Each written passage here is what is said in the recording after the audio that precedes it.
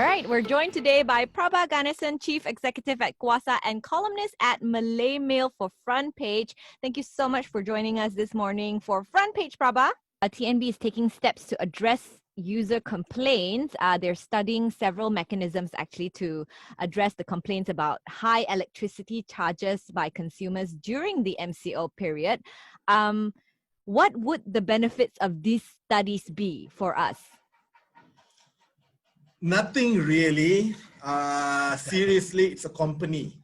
Been a company since the mid-80s, from the old LLN days. What they are saying is they're getting a lot of heat from a lot of users, and that would mean everybody in Peninsular Malaysia.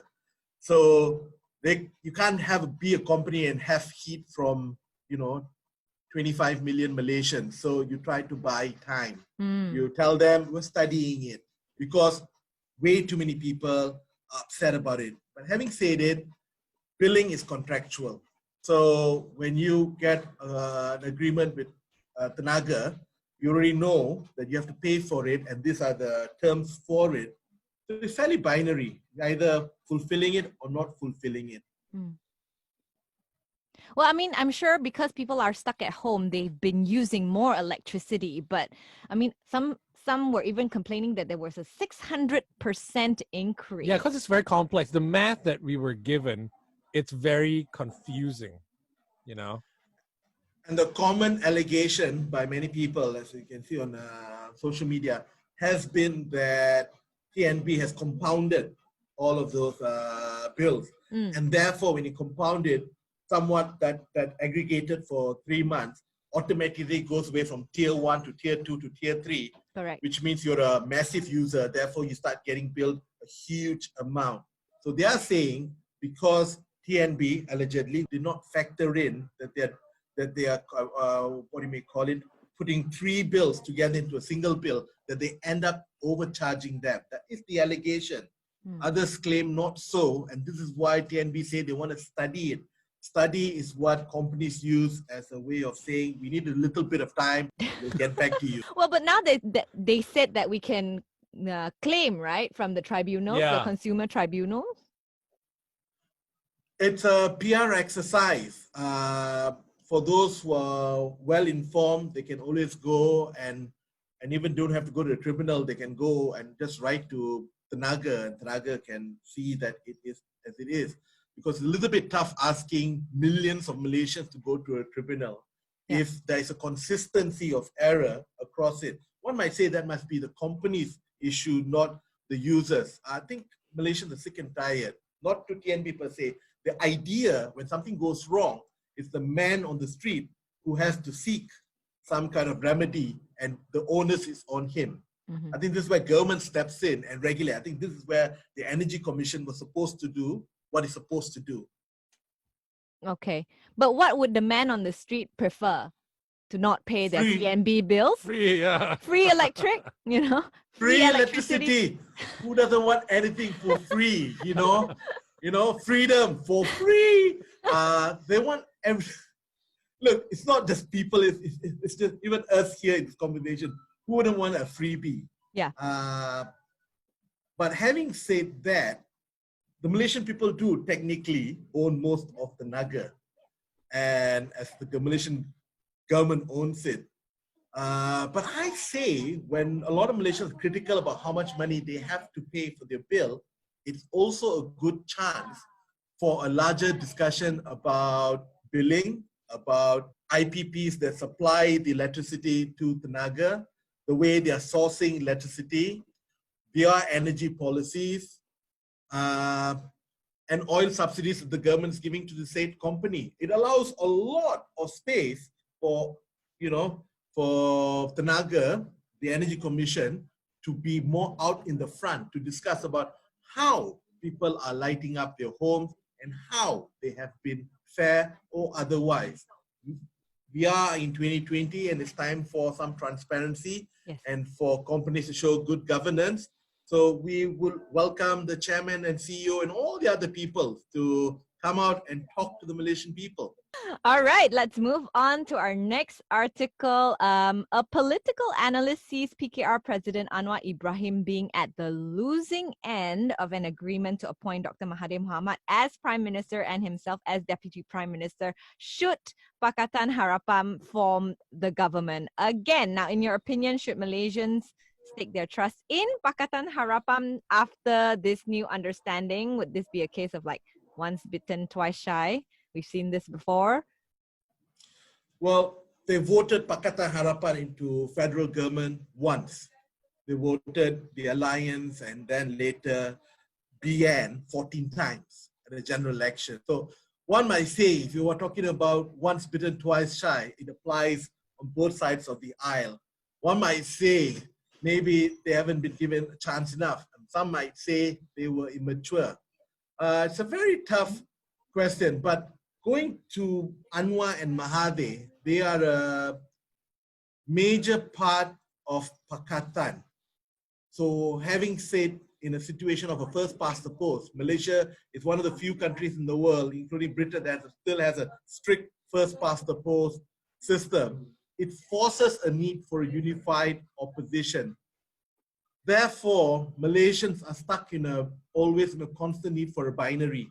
So you know the government of the day, who's forming the alternative, the other narrative, the other group of people seeking power. Because if you don't, then it's just a walk in the park for those who are in power today. That's not to say that they shouldn't be in government, but just to say that in order for politics to continue working in Malaysia effectively, checks and balances, there need to be two, at least, substantial forces opposed to each other. Now, in this article itself, the political analyst believes that Dato Sri Anwar Ibrahim might be at the losing end of this agreement. What are your thoughts?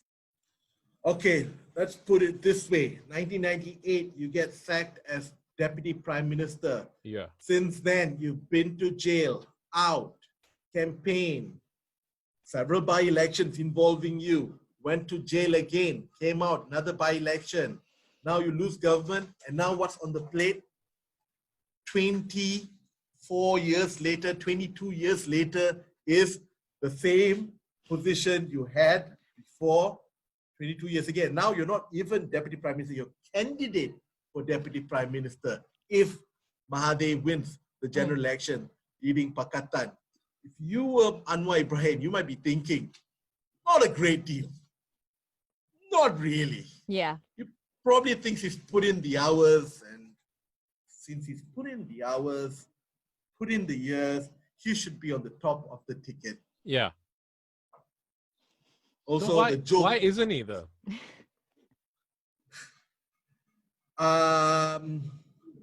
The usual analysis would say Anwar's always been a little bit impatient.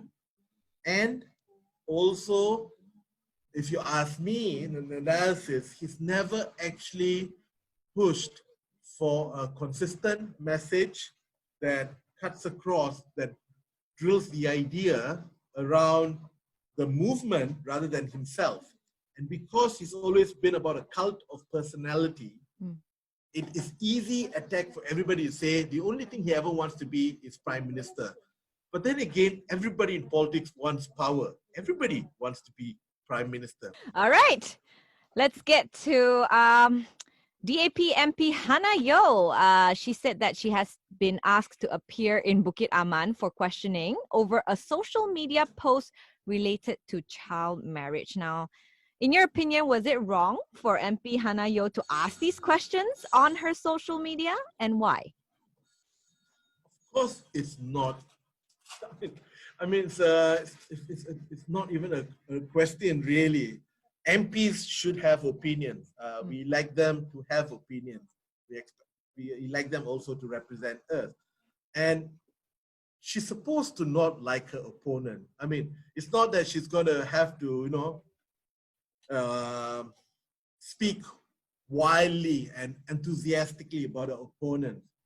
The police and law enforcement have to ask the question whether or not what she said has some legitimate concerns has created some level of unfairness or attack or shaking up stability in society. One of those, there must be some level of basis. But if it's just merely an opinion, then yes, I find this a huge problem. I think a lot of Malaysians find it a huge problem. Yep. That when you target a politician simply for their opinions. What could possibly be the reason, though, for them to just bring her in for questioning, just for one social media post?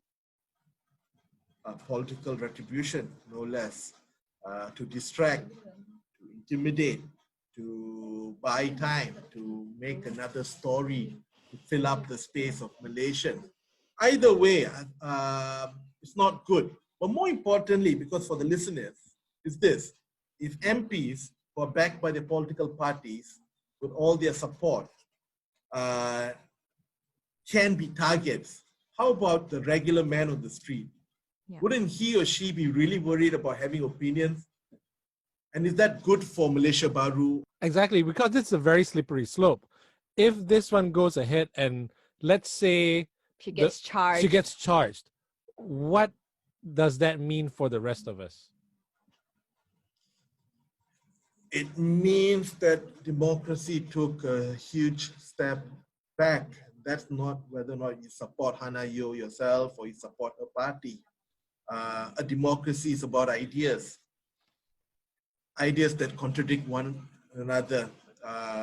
Ideals and ideals is what it's going to be. It's a marketplace of space for people saying, hey, I've got an idea how to move this country forward. I have an idea how to make a policy work better. And then if you're going to be charged for those ideas, it's not right. Then I don't know. Then one may ask the question: is this the people on top, the people who are making the decision? Are they for democracy themselves? Final article: Attorney General Idris Harun files application to cite website portal for contempt over its reader's comment. I'm not quite sure what this ex parte application to initiate contempt of court proceeding means, but can a portal be charged over a reader's comment? Generally, not generally, actually in the law, when you defame someone, if you defame, then all parts that carry that information to the general public, yes, generally you can go after the whole chain of delivery because you're saying something bad was said, something false was said that besmirched someone. Therefore, all of those who are involved in it can be dragged in. There are a lot of questions on how we can hold people accountable. But trying to ask news portal to check every little comment that's laid out, especially in an enlarging universe, is a tad bit unfair.